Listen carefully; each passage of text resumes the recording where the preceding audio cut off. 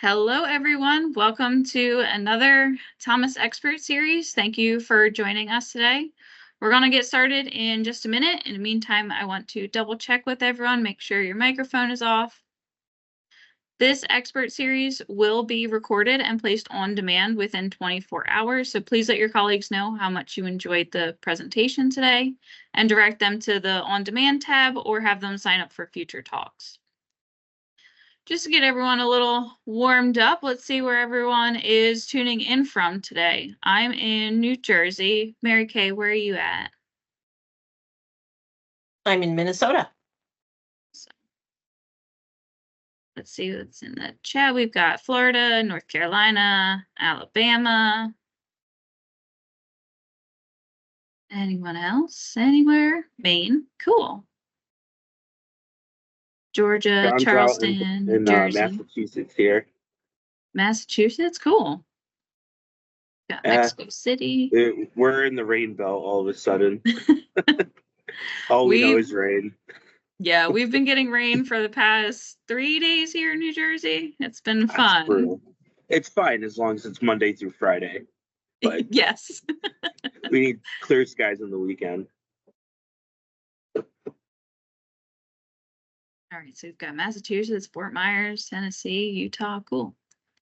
All right, at this time, I'm going to go ahead and turn it over to Mary Kay here to talk about transitioning laboratory equipment from cell and gene therapy research and development to GMP compliance.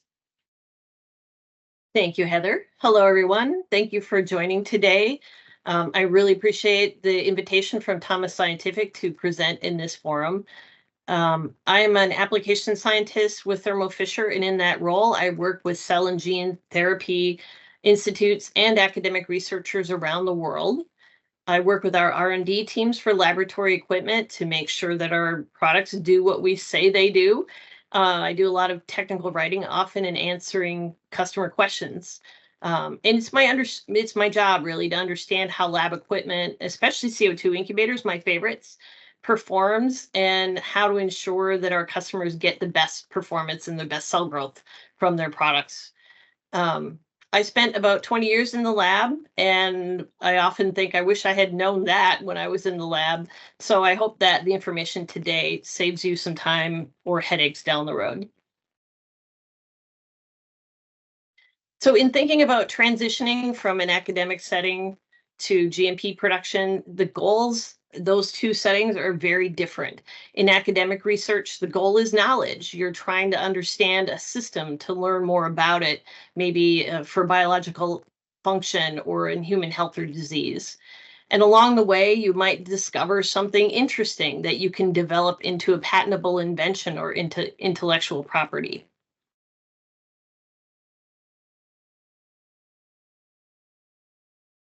But in industry, when you're working under GMP, the goal here is to produce a product such as a therapeutic treatment, a drug, or even a method or process.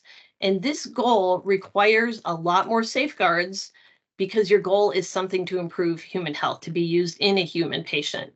So the goal is not about education or discovery, and that somewhat laid back approach that we take in academic research just wouldn't work for production of something to be used in a human, inside a human.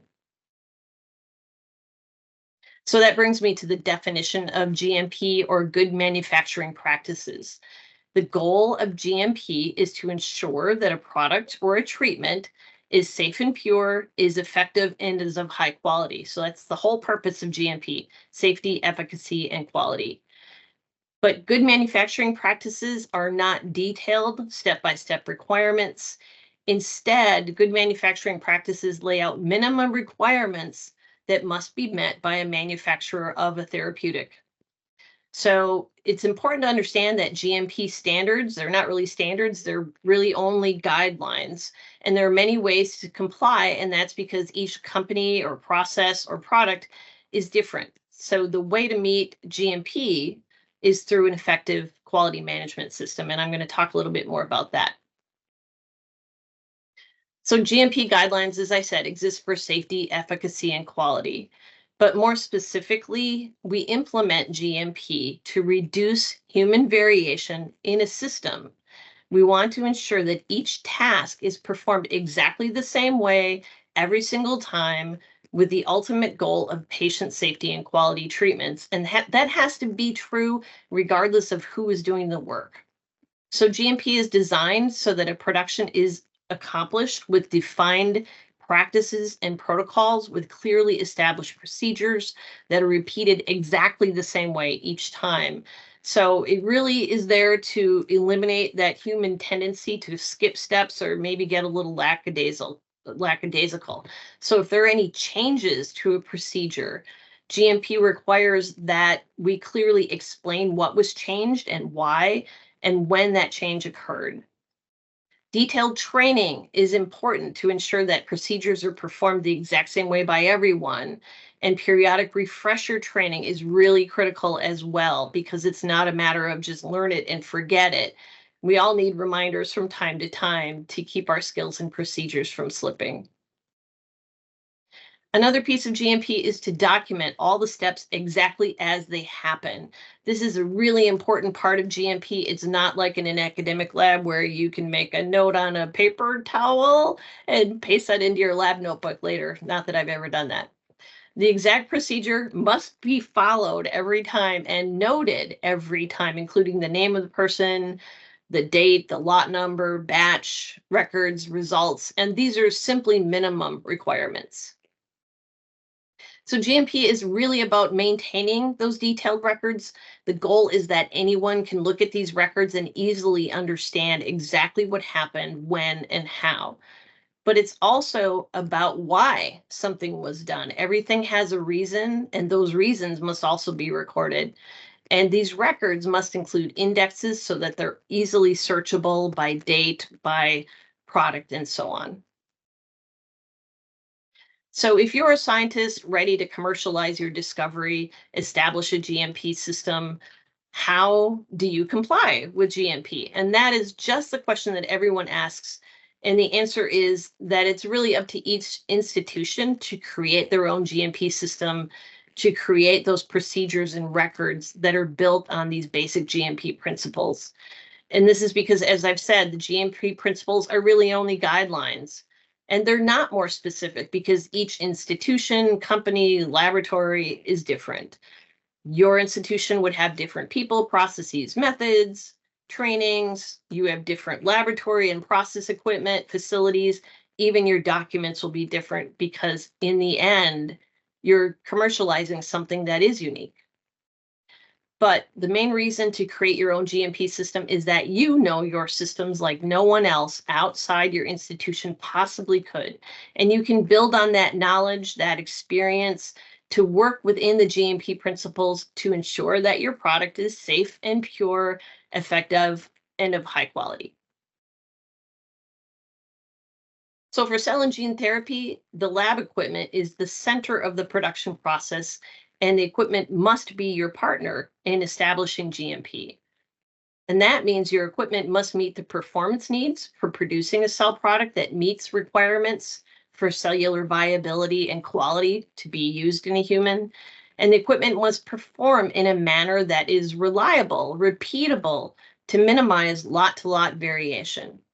So if we're talking about an incubator or a freezer, you should expect fast recovery to set conditions after every door opening, uniformity throughout so that regardless of where the cells are growing in an incubator or where they are in a freezer, they all freeze at the same rate regardless of where they are inside. And you should expect clear documentation with all of your equipment that includes a list of specifications and materials that shows you how this equipment will perform.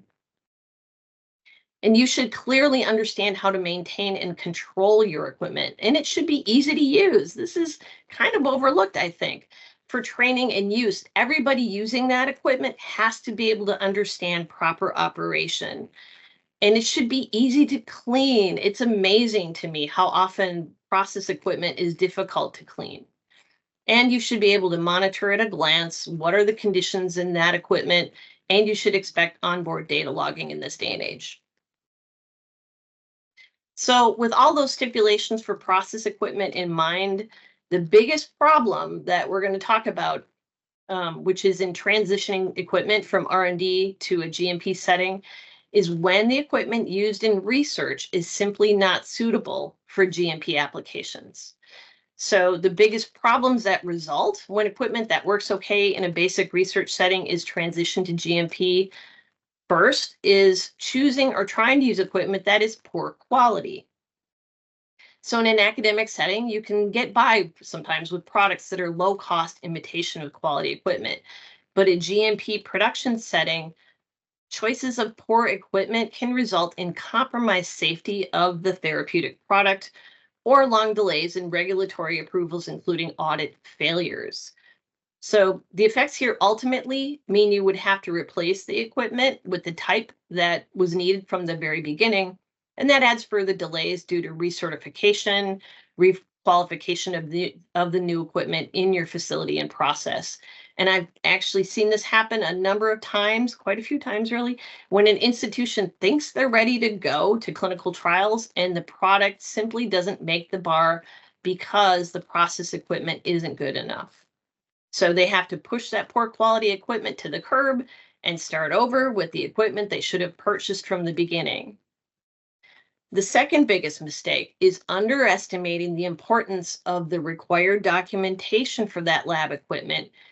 And that results in a much longer time to establish installation qualification and operation qualifications. So all of that equipment has to be qualified in your facility and in your process. The third biggest mistake is overlooking critical data-driven performance needs. And what I mean there is the performance of that equipment can affect the quality of your end product. So this is another result of starting with low quality equipment where the specifications may seem the same as better quality products, but the manufacturer doesn't show you how that product actually performs. And I'm going to give some examples of this.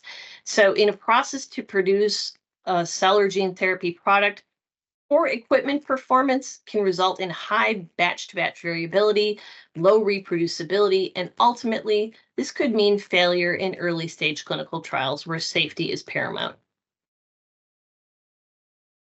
So what's the solution to this challenge? How do you avoid the problem of applying unsuitable equipment to a production process? You have to ask questions. So what you want to do is look for proof in the data provided by the manufacturer. And you can and you should ask for this information up front, even before you purchase the equipment. So the top 5 things to look for when selecting lab equipment for cell and gene therapy are performance, qualification, GMP compatibility, data monitoring, and flexibility to fit your process and to expand with your production. So I'd like to share some examples of what to look for. The first is performance, and this is a big one. So on this slide, I'm sharing examples of performance of different CO2 incubators recovery when you open the door. But you should look for data for recovery for cold storage products as well. For a centrifuge, for example, you should look for data showing reproducibility from run to run, regardless of the load that that centrifuge is carrying. If there are load differentials from run to run, you still need the centrifugal forces to be the same, for example. So turning back to a CO2 incubator, this is the place where a cell therapy product is cultured and expanded for treatment, and all parameters of a CO2 incubator work together for the health of the cells. So it is critical for these sensitive, precious therapeutic cells to spend the maximum time at their ideal conditions, because many publications have already established that the attributes of the final cell product and the response of the human patient to that product are dependent on the conditions in which the cells are produced. Now, I know that most CO2 incubators look pretty much the same from the outside. I'm well familiar with that effect from working in the lab for many years. But the fact is that it's the engineering and design that goes into that incubator that determines performance and how the cells will grow. And as you can see here, different technologies produce very different results when you compare these technologies side by side. So I know these graphs are a little bit small, but you can learn more by going to our website at thermofisher.com/CO2. But my point here is that when you compare recovery from different incubator designs for a 30-second door opening, you see a big range in performance. And I think it's a little surprising when you look at them side by side. So the top graph shows time to recover to 37 degrees Celsius from a 30-second door opening. And you can see a big range there from 5 minutes all the way up to, 30, almost 35 minutes. In the middle graph, you can see the time to recover to 5% CO2 carbon dioxide. Note that the last bar on the right of that middle graph is truncated. That's a 40-minute recovery time for CO2 there. And the bottom graph shows time to recover to 90% humidity or higher. And that, again, depends on the incubator design, and it varies here from 10 minutes up to 35 minutes for humidity recovery. So these CO2 incubators have the same or similar specifications for sensors, but how that sensor performs in the incubator design, obviously shown on these charts, varies a lot. So just looking at a list of specifications does not tell you how that equipment will perform. So this is why I'm emphasizing to ask for performance data. The next thing I mentioned to look for from the manufacturer is the documentation for the lab equipment needed for your qualification of your facility. So the examples of such documentation that you will need, number one is the factory acceptance test report, which should verify that the equipment is built and tested to operate in accordance with the design specifications. So the specifications on that sheet of paper, the factory acceptance test shows that the manufacturers actually tested it. And this is crucial for the equipment qualification process. And here again is where you might start your qualification process only to find that the equipment does not meet the manufacturer's own specifications. Other documents that you would need include design qualification docs, such as technical data sheets and design drawings, and necessary regulatory certificates like declarations of conformity for a given nation or region for safety. The benefits of having these documents provided by the manufacturer upfront are many. One example is that a factory acceptance test, or FAT, could be conducted during your IQ, but having it provided by the manufacturer upfront saves your facilities team a huge amount of time and resources. And when you're trying to bring a drug or a treatment to market, that's money in the bank right there. So with a manufacturer FAT, you can evaluate the suitability of the equipment for your GMP facility design in a much faster and more efficient manner. Quite a few startup companies don't realize how important these documents are from the regulatory point of view. And some facilities find themselves in a situation where they thought they were ready to go to clinical trial, but in reality, they can't operate for months because pulling all that required documentation and any further testing to generate missing data can take a long time, like 6 months to a year. So this documentation provides a huge benefit to get it from the manufacturer upfront. It allows you to stay on schedule, saves time and resources, and helps you pass those regulatory audits without any delays. So really, ultimately, your facility can concentrate on producing a cell or gene therapy. Next on my list of 5 things to look for was GMP compatibility. And this actually could mean different things, could be defined differently by different manufacturers for lab equipment. So look for proof of compatibility, showing effective compliance verification with your production process and for your quality control methods.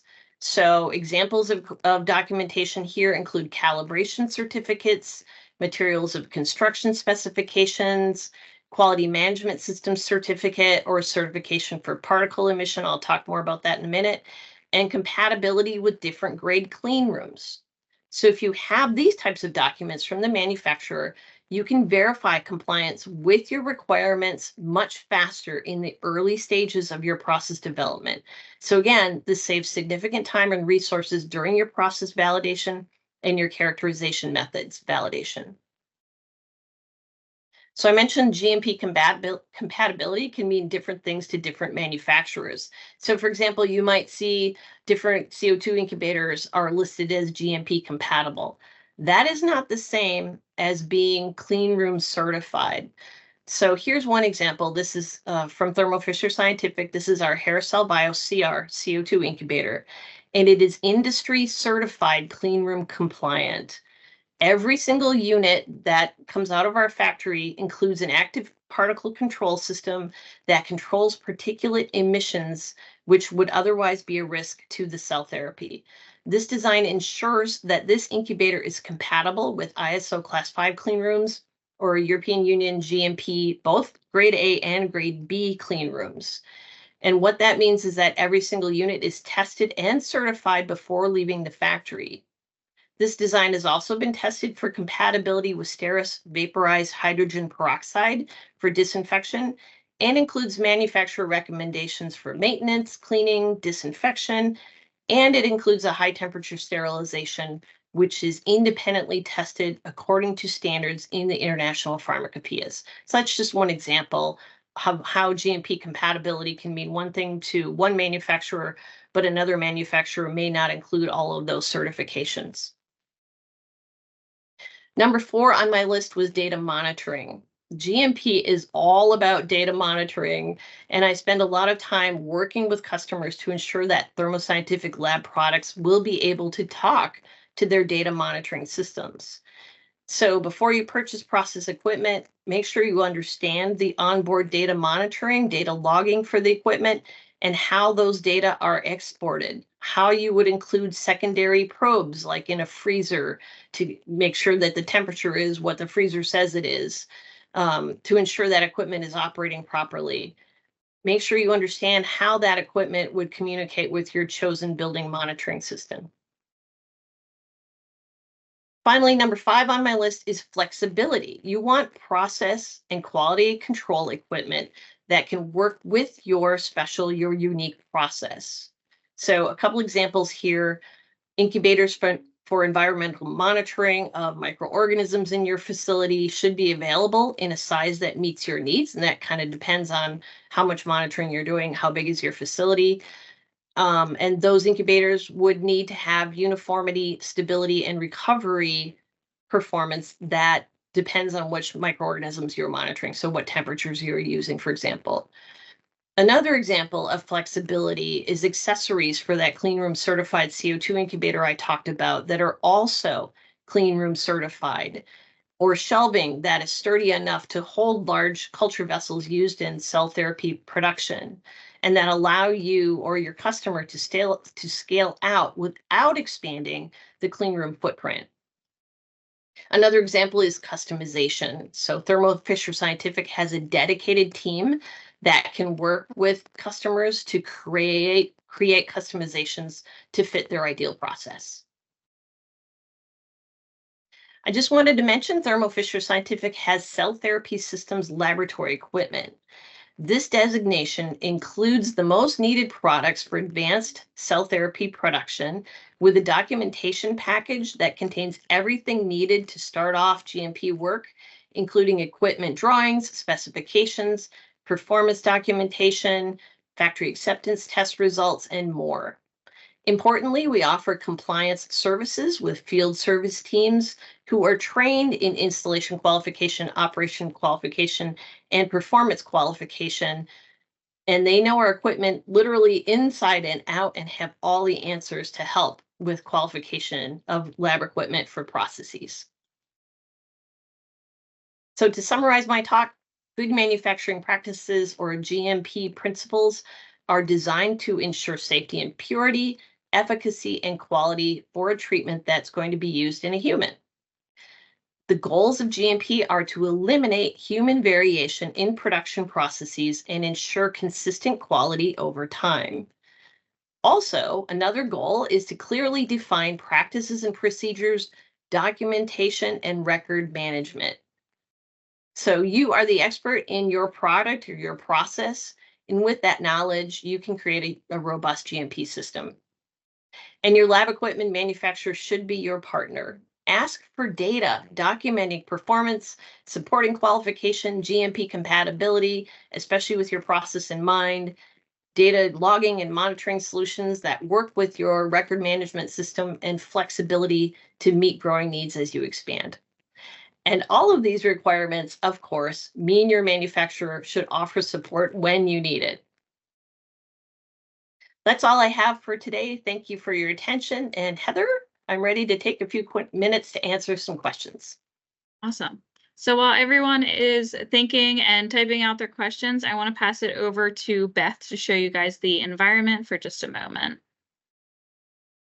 Hi, I'm going to show you actually two areas because Thermo Fisher not only will be in the expert series, but of course they have a Thomas Center lab as well. In the expert series, please check out their welcome video behind the logo and all of their resources, literature, PDFs that you can download, put in your virtual briefcase or print, web links, and videos.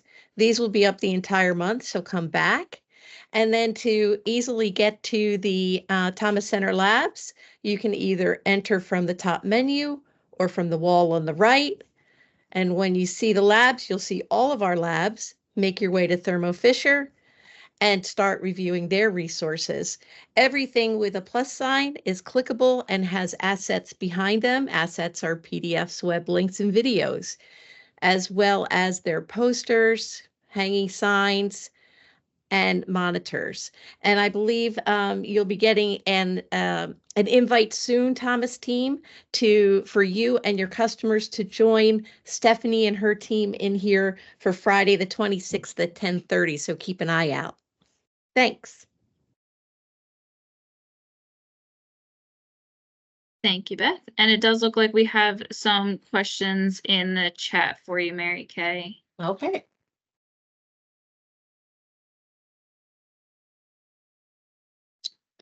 So we've got, how would I know if my equipment will work just as well as a similar model from a different manufacturer? Yeah, and I understand that that's maybe not clear, but what you need to do is make sure that the manufacturer provides you that performance data. So for an incubator, you want to see performance showing recovery from a door opening over time. How long does that take? If you're looking at temperature, make sure that the temperature doesn't overshoot your set temperature. And the way that you would know that is to look and see the recovery data on the graph isn't cut off. Like as soon as it hits 37 degrees, does the graph actually go out for quite some time after it hits 37? Because overshooting that temperature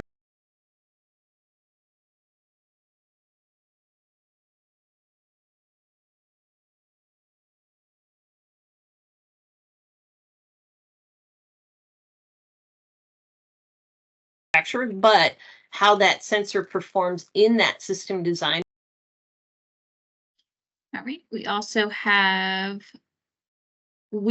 are struggling with contamination in one of our clean rooms. Any advice? Yeah, contamination is an ongoing problem for everybody because pretty much everybody who works with cultured cells or trying to produce a product, microorganisms are our constant companions, so they're everywhere. So in a clean room, it goes a little bit beyond just clean and disinfect because you're also doing environmental monitoring. So swabbing different areas to find out where those microorganisms might be hiding, or using settling plates because microorganisms are also subject to gravity and they fall down. So you can, do settling plates just to kind of establish where that microorganism might be hiding or where it's coming from. And then the other thing to do is to use a broad spectrum disinfectant, such as hydrogen peroxide.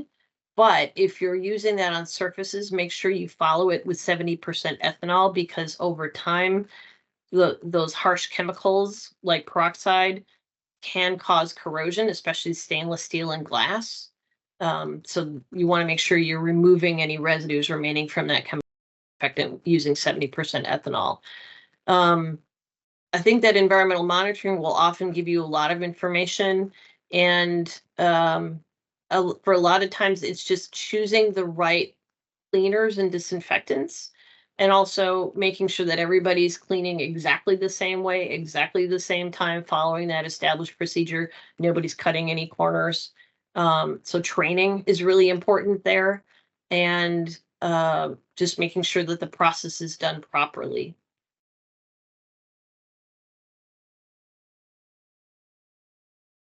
Does anyone else have any other questions? That's all I'm seeing in the chat.